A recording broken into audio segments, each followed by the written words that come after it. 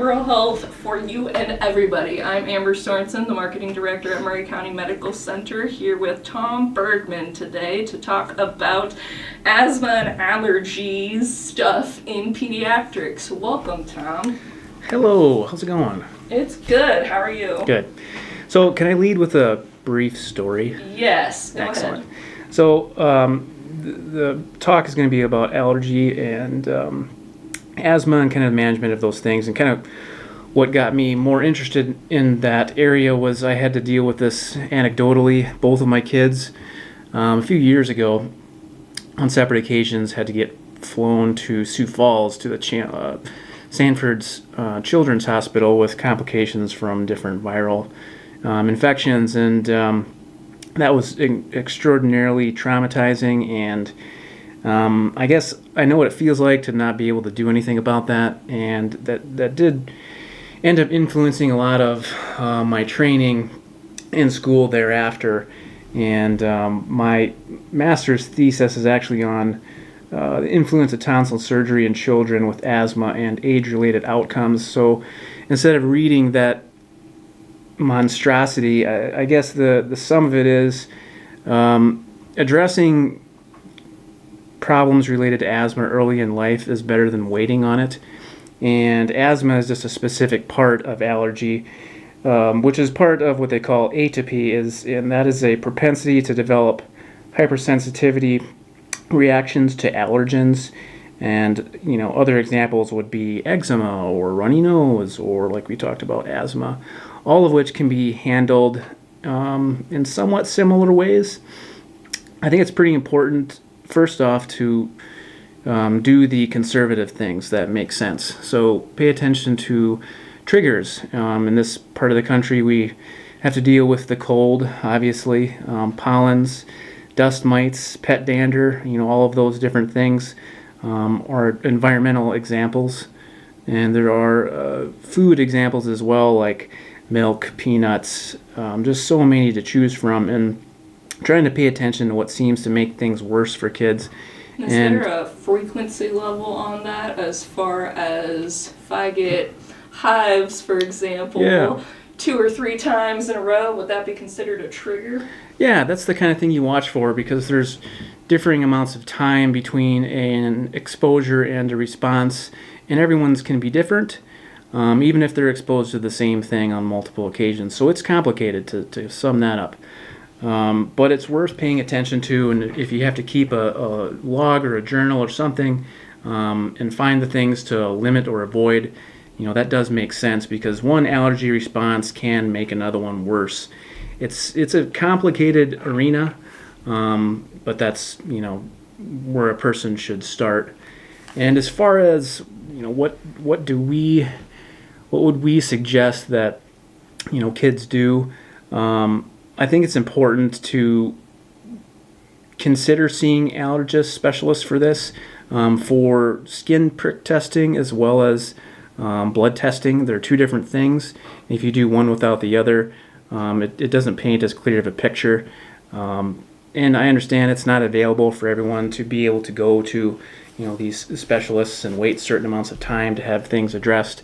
But everyone here at Murray County Medical Center is very well equipped in handling this and in giving ideas of ways to handle allergic responses in kids.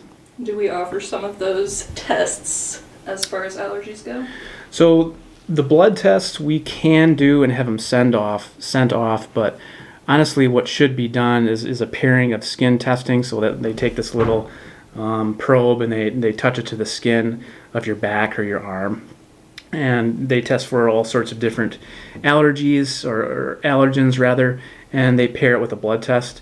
And essentially what that does is, if your blood test is positive, you might not have much of a response to the allergen, but based on the level of it, it'll help determine if it's appropriate to do a challenge, for instance. And the example that always kind of comes to mind for me are kids or even adults that have penicillin allergies. Not nearly as many people actually have allergies to penicillin. It's more of a side effect that we notice when you give it to kids with certain viruses. You can sometimes get a rash from it, and over time that's always gotten labeled as an allergy when in reality it isn't. That would be a good example to consider doing blood work or a challenge for, because having a penicillin allergy really limits your numbers of different antibiotics for problems that there's not a great substitute all the time for. As far as what I said before, real just quickly, I just want to touch on asthma and tonsils. So there's a relationship between the two, because the thought is that if the lower airway is inflamed, it can affect the upper airway and vice versa, and that's definitely true.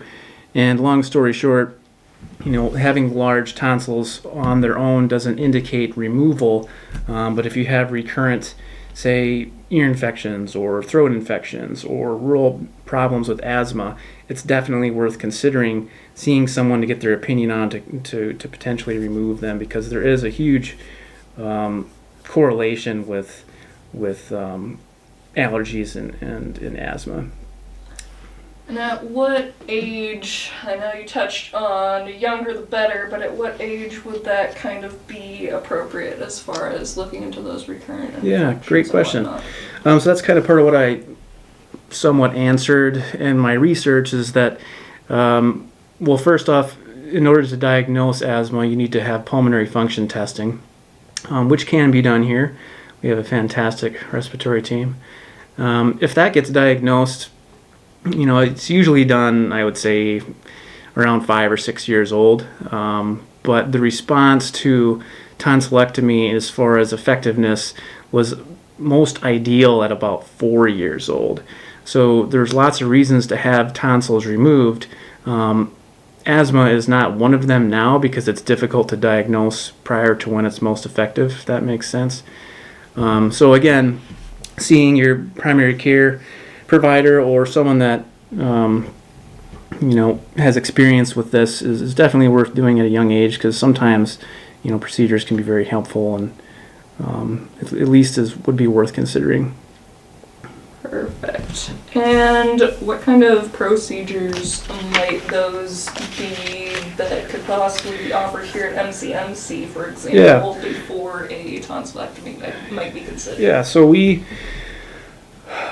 certainly, getting a decent history and examination is always step number one. And if someone is seen in the clinic a few times, we kind of get an idea of how they respond to things, and can make that judgment on whether they need to be seen from an ENT specialty standpoint or not. There's certain qualifications for who meets standards for procedures, but like I said, the pulmonary function tests are, I would say, most effective a little later in life, 5, 6 years old, so the individual can express how they're feeling and kind of participate in the test. It's not a test for real little kids, but still, that's just part of the considerations we have to making referrals and thinking about procedures for those problems. Sounds good. And if it does progress to the level of possibly tonsillectomy, is that something that we give out referrals for? How does that process go? Yep. So if we say within the Sanford system, which we can make referrals to wherever is preferred, but there's ENT services out of Sioux Falls. They also do outreach out of Worthington. Very easy to set up. I haven't been seeing a big delay or a big wait time for that either, so that's handy. And the providers I know I like and respect quite a bit, so I'd refer to those Sanford folks. No problems. And then before we forget about this, the treatment for asthma has kind of been changing lately. It used to be that a person starts off on a rescue inhaler and uses kind of as needed, and there's schedules for it. But there's different inhalers that have a combination of different medicines that has been shown to have a better, more long-lasting effect. And I think part of the reason why we've always used the rescue inhalers is because it's kind of short on, short off, so it responds within a couple of minutes. say 3 minutes, whereas this other combination inhaler, which is not new medicine, we're just finding that the combination works quicker than what we thought, so closer to 5 minutes, but it has a much longer effect and benefit long term. It doesn't cause all sorts of issues with heart rate or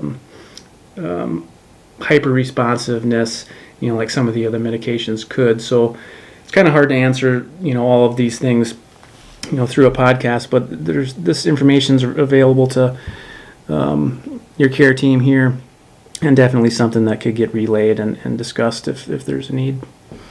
Sounds good. And do you have anything else to add before we wrap up? I don't think so. There's a lot that could be talked about. I think a lot of things get unrecognized, and if there's any question about this, certainly feel free to make an appointment. And addressing these types of things early on in life is much more it's much more beneficially going forward throughout their life from a cost standpoint, as well as improving their health. Sounds good. Thank you for joining us, Tom. You're welcome. It was a lot of fun. You can make an appointment with Tom at MCMC by calling the clinic at 507-836-6153. That's 507-836-6153.